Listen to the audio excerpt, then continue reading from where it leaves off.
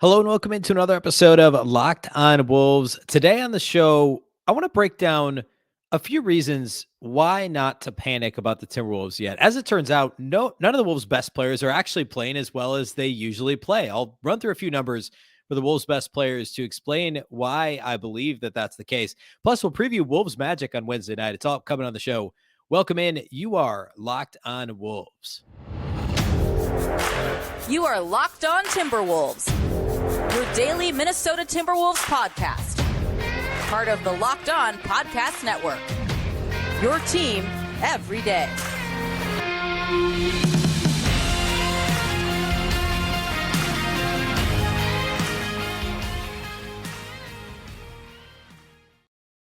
Hello and welcome to the Locked On Wolves podcast, part of the Locked On Podcast Network, your team every day. My name is Ben Beecken. I'm the host of Locked On Wolves. Happy Wednesday, everybody. Happy Hump Day and happy Timberwolves game day. After a couple days with no Wolves games, it'll be good to get back at it tonight. A big thank you, first of all, for making Locked On Wolves your first listen every single day. Of course, Locked On Wolves is free and available everywhere. That includes YouTube as well as all of your favorite audio platforms. Wherever you listen to podcasts, you can find this show. You can also find it on the Locked On Sports Minnesota app, and that can be found on Roku or Amazon Fire TV. More great local sports coverage 24/7, and it's absolutely free. Download the new Locked On Sports Minnesota app today on Roku or Amazon Fire TV. You'll get this show, Locked On Vikings, Locked On Golden Gophers, Locked On Twins, Locked On Wild. Every single Minnesota Locked On show you can get on your Roku or Amazon Fire TV. Again, that's the Locked On Sports Minnesota app.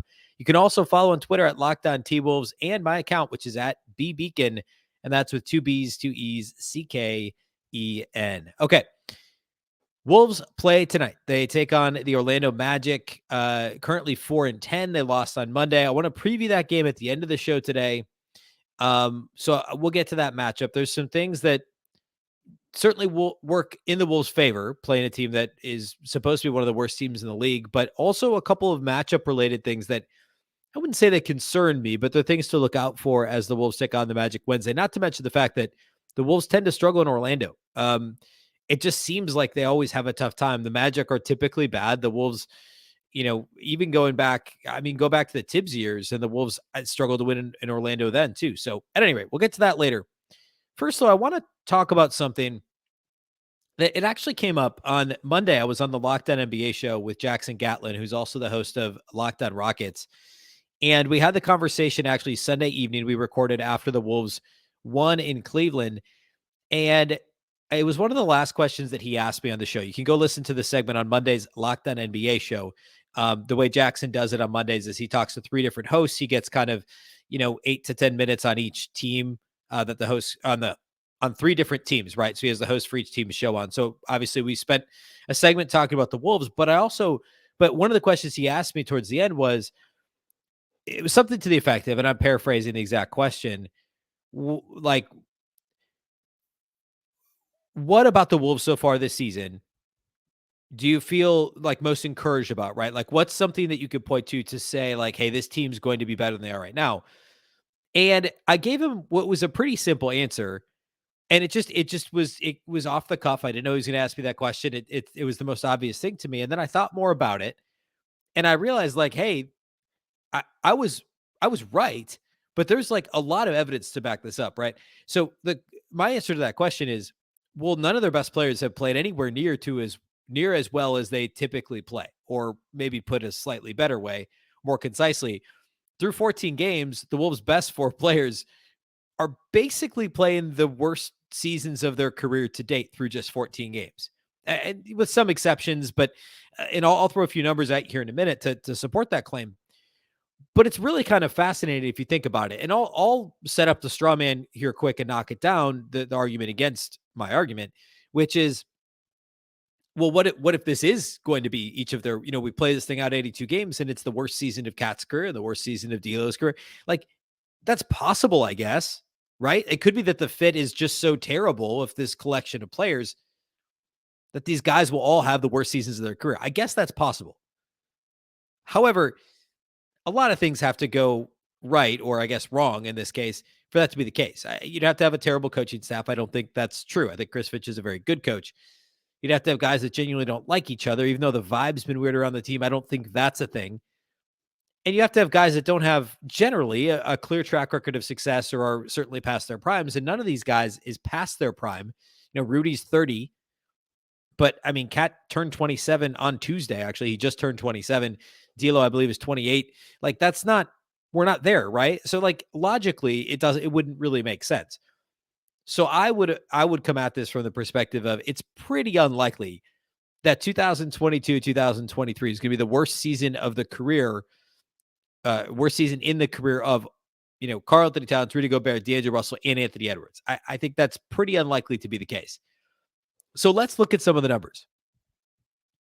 Through 14 games, Karl-Anthony Towns is averaging, this would be tied for his least points per game in his career if you take out his rookie season. He's averaging just 21.3 points per game. This would be his least rebounds per game, and it is his lowest rebound rate of any season of his career. And it's gone down each of the last 3 seasons. It was just 15.7% last year. That was much discussed. We covered that on the show quite a bit. A lot of that was because defensively, he was being asked to be on the perimeter more in the blitzing and the high wall pick and roll scheme. So he just wasn't around the basket as much to rebound. This year, the thought was it could come down because Rudy is the league's best defensive rebounder, and he's on the same team. I actually thought perhaps Towns' rebound number could go up because he's going to be playing the 4 more often. He's not going to be rebounding directly against 5, so you're going to be tied up with Rudy. But as of through 14 games, it's still a career low rebound rate for Cat, down from 15.7% last year to 14.6% so far this year, which, by the way, that's down from 17% 2 seasons ago. So it's a significant downturn. His shooting, though, to me is the biggest outlier. He's shooting just from the floor. He's 51.5%, which is lower than last year, but would actually be higher than the 2 seasons prior to that. Remember, after his second All-Star season back before COVID, he had a couple rough seasons where there were a lot of injuries, obviously COVID itself, and Cat's overall shooting percentage came down a little bit. But his 3-point shooting percentage right now would be tied with the last time he shot under 30, essentially 39% from 3 was 2016-17. So 7 years ago, 6 years ago, second season in the league, he shot 36.7% for 3. This would be tied with that number. He's been over 40% in 4 of the last 5 seasons. So that's not likely to stay the case. The 3-point shooting rate is up over last year, but still down to where it was the 2 seasons prior to that. So like the rate's probably going to come up. The percentage is certainly going to come up. He is shooting free throws at a better percentage than he has throughout his career. However, the free throw rate is not where it needs to be. It's actually the lowest free throw rate, again, since his second season in the league. We're talking 16-17, 6 years ago, when he was 21 years old. He had a free throw rate lower than it is right now. Every year since then. So the ensuing 5 seasons, he's had a higher free throw rate than he does currently, a higher 3-point percentage than he does currently, a higher rebound rate than he does currently. That was the last season he averaged 21.3 points per game. So, the next 5 seasons, the scoring average was higher. The only thing that's flipped is the assist rate's gone up. And I was actually really surprised when I was looking through Towns' stats that his turnover rate's actually way up, by far the highest rate of his career. And I actually expected that to be a little bit lower because I feel like he's made less silly passes. I talked on the show the other day. I don't think we've seen a single one of the underhanded softball pitch, from the low post on one side to the opposite corner, essentially a softball skip pass instead of like an actual, overhead skip pass. I don't think we've seen that yet this year. And that was a move he pulled 1.5 times a game, it felt like, last season. And also I think that the absurd offensive fouls have at least been mitigated somewhat. But at any rate, the turnover rate's higher, the assist rate's higher, which is, the latter is a good thing, of course. But the free throw rate will come up. The 3-point percentage will come up. The rebound rate, it may still be lower than where it typically has been, but I think it's likely to come up. So all that to say, Cat is just not playing as well as we can expect him to play, right? Those numbers are all going to stabilize. He's got he's a 3-time All-Star, 2-time member of the All-NBA third team. He's in the prime of his career. We can expect those numbers to improve. I don't think that's crazy to say at all. I want to take a look at Rudy, D'Lo, and Ant as well before we get to the Wolves Magic preview. So we're going to do all that here next. First, though, I want to tell you that today's episode of Locked On Wolves is brought to us by our brand new friends at Turo. Turo is the world's largest car sharing marketplace. With Turo, you can book any car you want wherever you want it from a community of local hosts. Browse a huge selection of vehicles for just about any occasion or budget across the US, the UK, Canada, and coming soon to Australia. Book a spacious SUV or minivan for a family road trip. Get a classic or luxury car for a special event, birthday, or holiday. Find affordable economy cars if you're on a budget and just need to get from A to B. You can test drive that new electric vehicle you've had your eye on to see how it fits in your everyday life as well. Many Turo hosts can even deliver the car right to you. Every trip is backed by liability insurance. Terms, conditions, and inclusions apply. Forget boring rental cars and find your drive at Turo.com. Today's show is also presented to you by Built Bar. Let's pause the pod for a second here. Okay, we're paused now, right? Perfect. Because you got to try this. I'm talking about Built Bar's new reimagined flavors: cookie dough topper, coconut brownie bar, and coconut brownie topper. White chocolate peppermint granola. It's Built's take on the granola bar, so it's more filling and still insanely tasty. Plus, candy cane brownie puffs. Built puffs are like biting into the universe's most delicious cloud. First off, for anyone who hasn't tried Built Bars before, they're literally the best tasting protein bars ever built. And I mean that 100%. They're absolutely delicious. I had one today. I had mud pie today, and it was fantastic. They're revolutionizing nutrition as we know it with 100% real chocolate, 17 grams of protein, and shockingly low sugar and calories. In fact, just 130 calories in many bars. Just sink your teeth into that first bite. It'll change your life forever. I'm not kidding. There will be a time before you tried these new Built flavors. Don't let that time be anytime moving forward. You have to have Built now. The magical, wonderful time afterwards.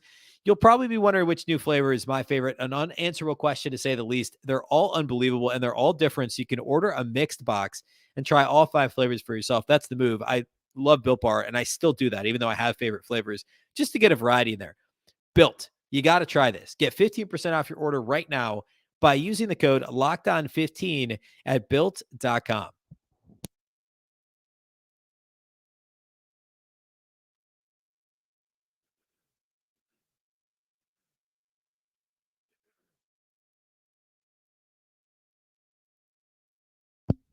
Thanks again for making Locked On Wolves your first listen today. Now, for your second listen, check out Locked On Sports Today. From the games that matter the most to the biggest stories in sports, go beyond the scoreboard and behind the scenes with local experts and insights that only Locked On can provide. Locked On Sports Today, available on this app, YouTube, and wherever you get your podcasts. Okay. So we talked about Cat and all the numbers that will improve because they just have to. He's a better player than what he's done so far this year. And by the way, side note, he's been about the most consistent Timberwolves player this season, honestly. So I spent, however many minutes talking about how Cat's having the worst season of his career statistically. I mean, like, what does that say about the Wolves as a whole? And yet they're still 6-8, right? They're 6-8. They played a pretty up and down schedule, but it's been a better schedule than we thought it would be to start the season. So there's plenty to still not be too concerned about. Speaking of, let's talk about Rudy Gobert.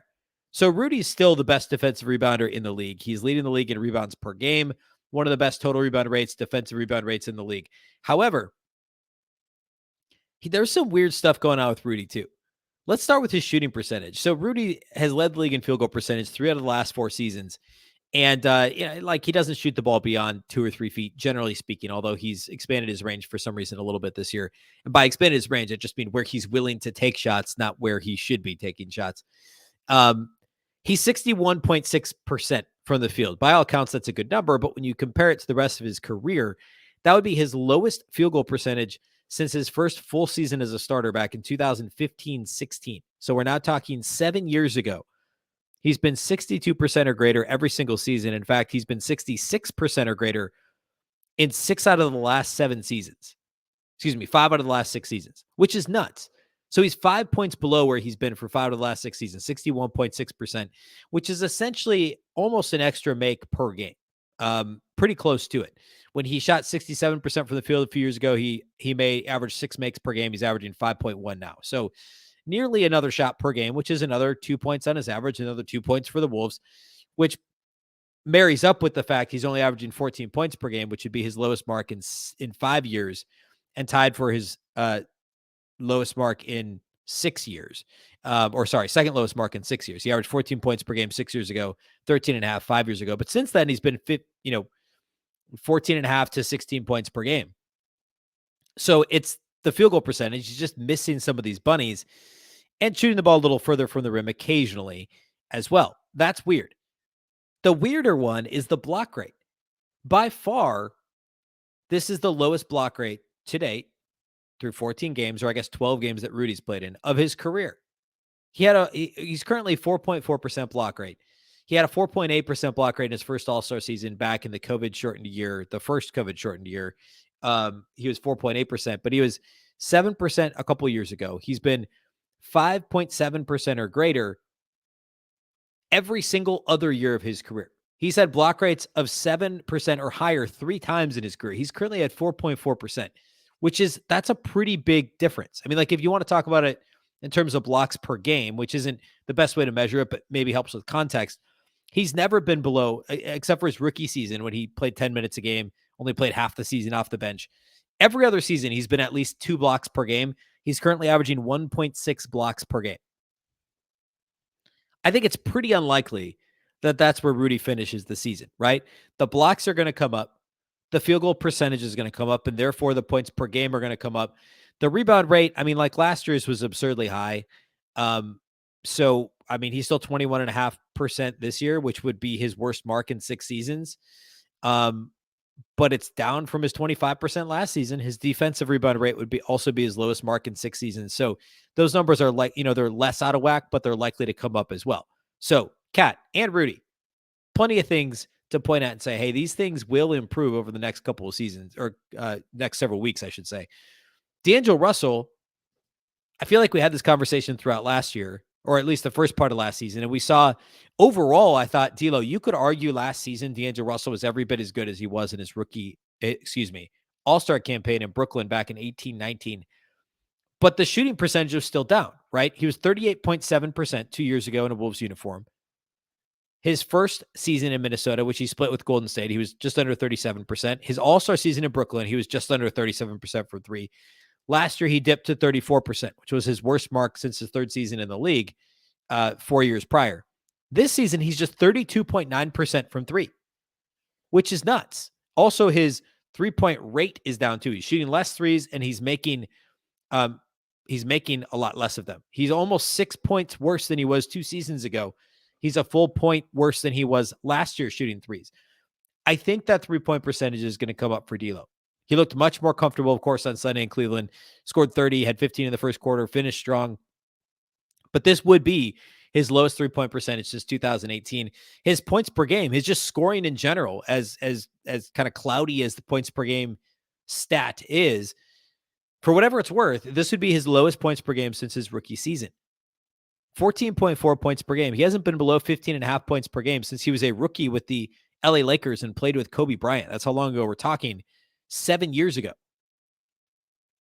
And of course, part of the reason the scoring is down is the usage rate is down. This actually would be his lowest usage rate ever, including his rookie season, which is kind of crazy. But that's to be expected given the offense he's playing in. He's playing with Karl-Anthony Towns and Anthony Edwards and guys who want to need the ball more frequently than a lot of the teams he's played on, really throughout his career, whether it was with the Lakers, the Nets, the Warriors, or Minnesota.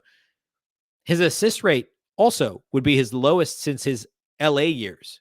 The lowest assist rate currently that he's had since he was with the Lakers in 2017, and the highest turnover rate of his career. So low usage, low assist rate, high turnover rate. I'm not saying all that's going to normalize for him because, again, this is a loaded lineup. D'Lo's trying to find his role in this whole thing, so that it could still be kind of murky there, right? Like there could still be some issues. But I don't think this will be his worst shooting season, his worst passing season, his worst season in terms of turnovers. Like, I don't think that that's where we're going to be here. I said earlier, he's 28. D'Lo's actually still only 26. He doesn't turn 27 until February. So I was essentially a year and a half off on his age.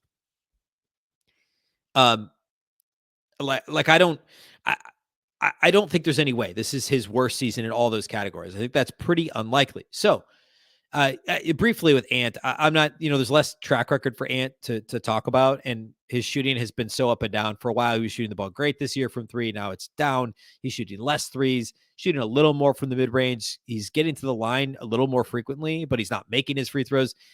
Ant's had a weird season so far.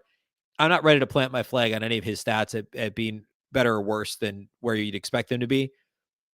But D'Lo, Rudy Gobert, Karl-Anthony Towns are all going to be much better than they're playing right now in each of those categories. For Cat, it's primarily three-point shooting. I think we'll see the rebounding come up a little. We'll see the scoring come up a little. We'll see all those things will kind of normalize. With Rudy, the block rate will come up, the field goal percentage will come up, and therefore the points per game will come up. And with D'Lo, it's shooting, but it's also he won't turn the ball over as much. He'll get more assists. So much of this is directly related to the lack of synergy the team's playing with, and all that stuff. Given time, given the opportunity to play together more frequently, I think that stuff is going to improve. So what I said on Sunday, bringing this back full circle with Jackson, or on Monday's show, I stand like it makes a ton of sense. All these guys are playing arguably their worst, three of their best four players are playing their worst season to this point in the NBA. They're all guys with 6, 7, 8 years of NBA experience. That's not going to be the case when you look up in January. It just won't be. I'm not worried about it. Okay. Today's episode of Locked On Wolves is brought to us by our friends over at BetOnline. BetOnline.net is your number one source for sports betting info, stats, news, and analysis. Get the latest odds and trends for every professional and amateur league out there, from basketball to football to soccer and esports. They've got it all at BetOnline.net. Tomorrow night, Thursday Night Football, the Packers and Titans it should be a fantastic game. The Packers are back on track, hopefully, after Sunday. And it'll be an interesting matchup to be sure. Go check out BetOnline.net to get the line for that game. We also get into college football again over the weekend, and kind of the tail end of the last couple regular season weeks of college football as we get into Thanksgiving. If you love sports podcasts, you can also find those at BetOnline. They're always the fastest and easiest way to get your betting fix. Head to the website today or use your mobile device to learn more. BetOnline, where the game starts.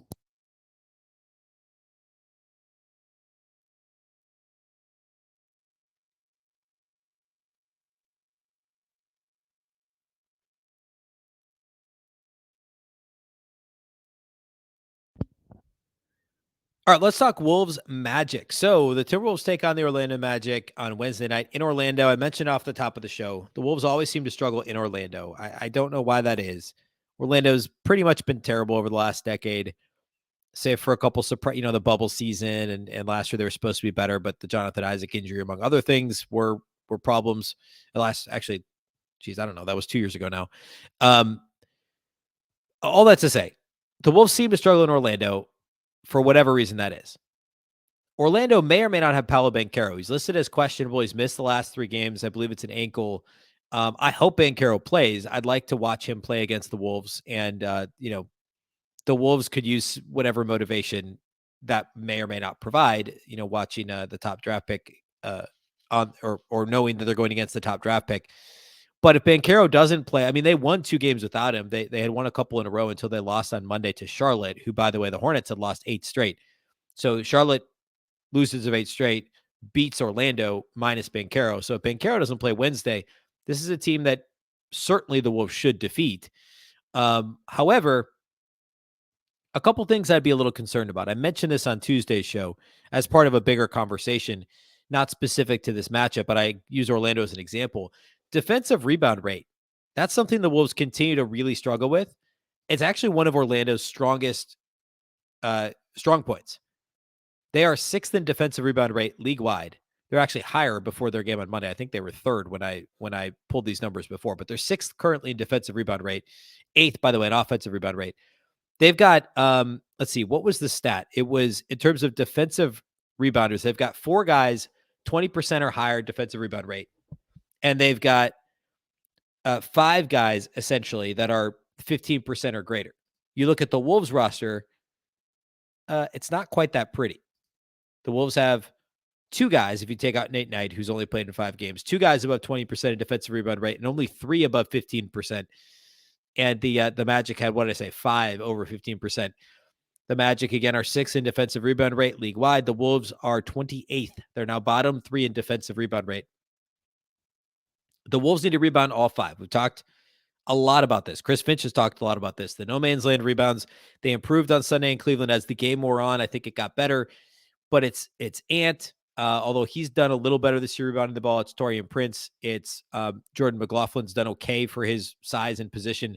D'Lo, Jaden McDaniels, and nope. D'Lo, Jaden McDaniels, Taurean Prince, Bryn Forbes are probably the biggest ones that need to pull their weight a little better. I think McLaughlin's okay. Like I said, Noel's actually a decent rebounder for his size. But the Wolves need those guys to step up. Naz Reid, by the way, not on the injury report. He practiced on Tuesday. So expect him to be available. No idea. It seems, I guess if he's healthy, there shouldn't be any sort of restriction, assuming he's in playing shape after missing the last week. But he was playing so well before he got ill that you would expect him to see some minutes here. He's got to rebound the ball a little bit better. That's always been my biggest concern with him is his total rebound rate is 11%. And he plays a lot less center this year, but he's a big, right? He's supposed to be a big. He's got to board a little bit better. I mean, Cat and Rudy are both, Rudy's 21%, Cat's 15% rebound rate. Naz is about 11%, and that's got to tick upwards a little bit. So rebounding is the number one key to this game. If you allow Orlando, who I talked about defensive rebound rate, but of course the Wolves' defensive rebound rate is 28th. Orlando's offensive rebound rate is 8th. So you're going to have to deal with Bol. You're going to have to deal with Mo Bamba. You're going to have to deal with Wendell Carter Jr., Chumo, Kiki. These guys are all plus offensive rebounders. They're all 7% or greater in terms of their offensive rebound rate. That's going to be a challenge for the Timberwolves. That's the number one thing with this game is rebounding. The other thing is the Magic get to the free throw line a ton. The Wolves, the Magic are 6th in free throw attempts per game. They're 6th in free throw rate offensively. And the Wolves actually this year have done a pretty good job at defending without fouling. I take that back. That's not true. They've fouled a lot, but they actually haven't given up that many free throws. And I don't know how it's going to even out. I worry a little bit based on last year's track record of opponent free throw rate being really high, and also the fact they're still 26th in fouls per game. They're committing more than 22 fouls per game, which is not good. I worry a little bit that the lower free throw rate, which is currently 9th best in the league, that's a little fluky. The Wolves are committing so many fouls that eventually that's going to catch up. You're going to end up with more bonus situations for opponents, and eventually more shooting fouls and things of that nature. So it's a little fluky, but if the Wolves could hold off, I mean, the Magic, they're not a great offensive team, right? They rely a lot on these second chance points. They rely on getting to the free throw line. They're 22nd in offensive rating. Don't give them the second chance points and don't foul them. And the Wolves, again, to this point in the season, have done a decent job of keeping opponents off the free throw line. That's a huge deal when you're playing a team that's so mediocre offensively like Orlando is. Cole-Anthony's still out, especially if Banchero doesn't play. Like, there's not a ton of offensive talent here that really scares you. Wendell Carter is an effective offensive player. RJ Hampton, of course, is a strong offensive player, but that's kind of it, right? This is a team it's 4-10. They lost to Charlotte on Monday. The Wolves should go into Orlando and win. Protect the glass, protect the paint along with that. Avoid those second chance opportunities for Orlando. Keep them off the free throw line. Execute your offense like you did against Cleveland on Sunday. Offensively, the Wolves were very good in Cleveland. Do all those things. Limit your turnovers, and the Wolves should leave Orlando with a win, which is really will be much needed because, I mean, peeking ahead, things aren't getting easier, right? Like this is the easier game on the schedule. They go to Philadelphia on Friday, and of course that's not going to be easy. And then you look past Philadelphia. Let's see I know the next game's not easy either. So Saturday at Philly, and then Monday at home for Miami. Then they go right back out on the road. So 1 game homestand, and then you go back out on the road after Miami Monday, at Indiana Wednesday, at Charlotte Friday. So more winnable games, but these are road games, Indiana and Charlotte. And then you come back home for another 1 game. Like it's a weird kind of, they've had so many home games early in the season. Then you go road, home, road, home, road, 3-game homestand, then a 5-game road trip mid-December. So it's a weird schedule upcoming. Getting a win in Orlando to get the record to 7-8 with a shot to pull the 500 against Philly on Friday would be huge. And here's hoping the Wolves can do that. Of course, we'll go live, myself and Marnie Gellner from Bally Sports North, about 45 minutes following the game on Wednesday. So this is in Orlando, it's a 6 p.m. tip, which means we'll go live, say the game ends around 8:30, roughly 9:15.